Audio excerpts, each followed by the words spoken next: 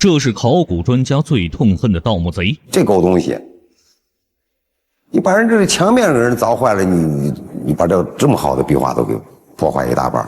他花费50万，带领20多人6进6出，洗劫了唐玄宗宠妃武惠妃的精灵，将一件27吨重的国宝级石椁以100万美元的天价卖到了美国。然而，让专家百思不得其解的是，盗墓贼究竟是如何将这件重达27吨的石椁运到美国的呢？这个盗墓贼就是西安出了名的文物贩子杨斌。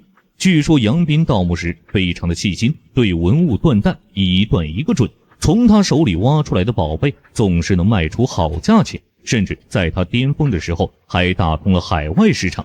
盗墓祖师爷姚玉忠见了他都要毕恭毕敬的。为了逃脱法律的制裁，他挖的古墓全都是没有被列入省级、国家级文物保护名录的古墓。虽然这些古墓未被探明，但是却有着一定的规模，即使被抓住，量刑也不会太重。我们在他的窝点发现了这个2本工具书，就是说在陕西省境内发掘过或者没有发掘，已经发现扑探证明的一些古文化遗址、古墓葬，在上头标的清清楚楚。他犯罪就是拿那个作为他的工具书，选取犯罪目标。这真是一位狡猾的盗墓贼。在杨斌的另一间租用的房间里，办案人员发现了一间塞满特殊仪器设备的密室。原来这里面全是他用来修复文物的工具。为了修复文物，甚至都用上了氧气瓶。因为有时修复一些这个陶瓷之类的东西，它尘土很大，他专门弄的这个防尘罩啊，给每个人输氧，很专业。所以当时我们看了也感觉很震惊。这样的盗墓贼，警方还是第一次遇到，不由得对杨斌这个人产生了好奇。通过调查得知，杨斌从事盗墓行业之前，竟然是一家著名电影制片厂的摄影师。杨斌从小就喜欢钻研文物知识，长大后经常到当地博物馆观看展出的文物。得知文物很值钱，一心想要发大财的杨斌辞去了工作，走上了盗墓、倒卖文物的道路。在房屋的角落中，办案人员发现了一个箱子，在箱子内，警方发现了一个硬盘。打开硬盘后，在场的人都惊呆了，里面竟然有数千张各类文物的照片。这里面的照片会不会是杨斌团伙盗窃过的文物呢？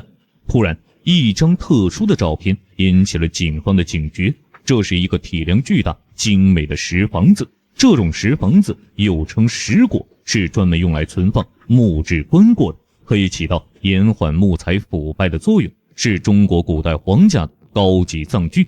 据专家透露，如此精美的石椁只有皇帝和皇后才可以使用。通过照片显示，石椁很可能已经被盗出运走。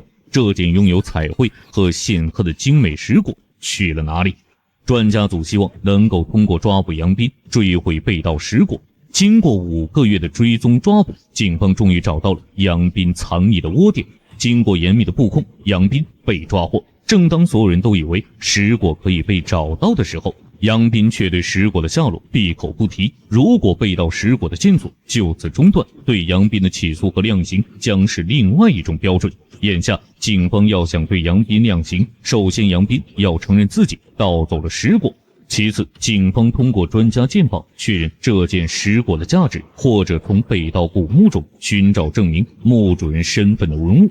确认了以上几点，才可以对杨斌量刑。为了尽快破案，办案人员将石椁的照片送到了陕西省文物鉴定研究中心进行鉴定。当文物专家们看到照片以后，在场的所有人都大吃一惊。真的是大吃一惊，大家坐到那半天没说话，因为真的非常难得啊！这真的是一个，我们当时从照片上看，应该当时是最好的石椁之一。从照片上看，石椁外壁上雕刻有仕女、花卉、鸟兽等，色彩丰富，非常精美，无不昭示着墓主人生前非同寻常的社会地位。它的价值确实是目前当时我们看图像来说是最精美、最完整，才会保存最好的一个唐代尸椁，一定是一个唐代高等级贵族墓葬的尸椁。如此珍贵的尸椁，它的墓主人究竟是谁呢？不久后，陕西省鉴定中心终于给出了鉴定结果，经专家鉴定，这件尸椁为国家一级文物。而杨斌此时仍在百般狡辩，拒不承认盗走尸椁的犯罪事实。为了让杨斌开口，警方决定求助陕西省考古所的专家。经过国家文物局的批准，他们决定对杨斌所盗的古墓展开抢救性发掘。陕西挖出唐玄宗宠妃武惠妃墓，然而专家刚一进入墓室就破口大骂：这狗东西！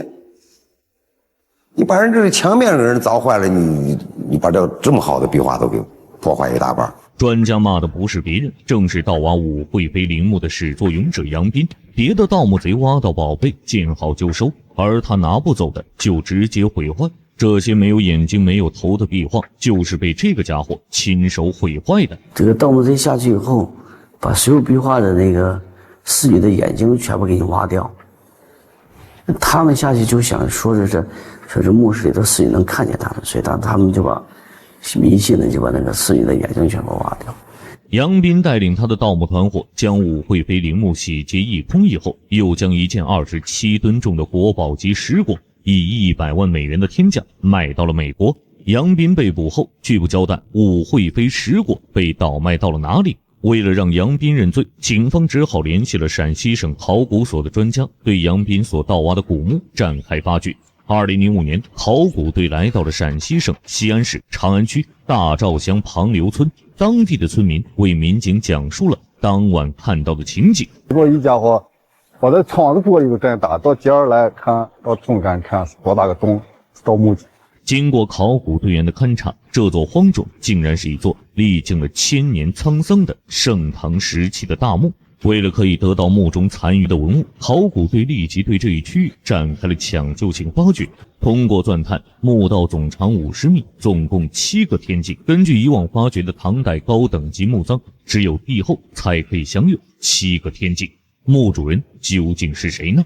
经过几个月的发掘，考古队员们终于进入到了墓室。然而眼前的场景还是让他们感到失望至极。墓室中除了被盗墓贼光顾过的痕迹，就是满墙被毁坏的壁画。我当时看到那种景象，说这狗东西，你把人这个墙面给人凿坏了，你把这么好的壁画都给破坏一大半。另外呢，因为它的盗掘造成了空气进去以后呢，使得原来相对封闭稳定的一个温湿度发生了变化，所以东壁上很多壁画已经都空鼓了，还有些是脱落了，这样就造成了你这个画面现在已经完全无法修复了。考古就是这样，有惊喜也有失望。庆幸的是，他们通过发掘还是提取了一些劫后余存的文物，这些文物让专家更加坚信这位墓主人的身份一定尊贵，而且还受到了不一般的待遇。就在所有人都沉浸在悲伤当中时，一位考古队员在筛查渣土时发现了几块刻有铭文的汉白玉残块，一共是出土了9块，可以辨认的字迹就是真顺2个字。当然真字，贞洁的贞是一个完整的字，顺字只有上半部分。但是根据他的笔画呢，判断呢，它必定是顺字无疑，它不可能是其他的字。根据汉白玉残块上面的文字，墓主人的身份之谜终于被破解。据《资治通鉴》记载，武惠妃死后被追封为贞顺皇后，汉白玉上的贞顺2字正是武惠妃。随着警方的重拳出击，杨斌团伙的骨干成员纷纷落网。这一次面对同伙的指认，他终于说出了武惠妃尸椁的倒卖地点。通过官方渠道，警方联系到了美国买家麦克。经过双方谈判，麦克决定将武惠妃尸椁无条件归还给中国。武惠妃尸椁在海外漂泊了6年之后，终于回到了祖国的怀抱。当时其实我们开始看到这些照片的时候，每一个看到这个照片的人都会不由自主地问，这么大的东西它怎么运出去？原来杨斌采用了分解打包的方式，将武惠妃尸椁从墓室中运出去的。然后拆分成33块，分别打包运到美国进行倒卖。经过几个月的拼接，石果被安放到了西安历史博物馆中。虽然先前看到过石果的照片，但是当专家看到实物后，还是被眼前的一幕震惊到了。武惠妃石果就是里外四周上面都布满了各种纹饰。那么从图案来说呢，那既反映了唐代的艺术水平。那这是其他石果没办法比的。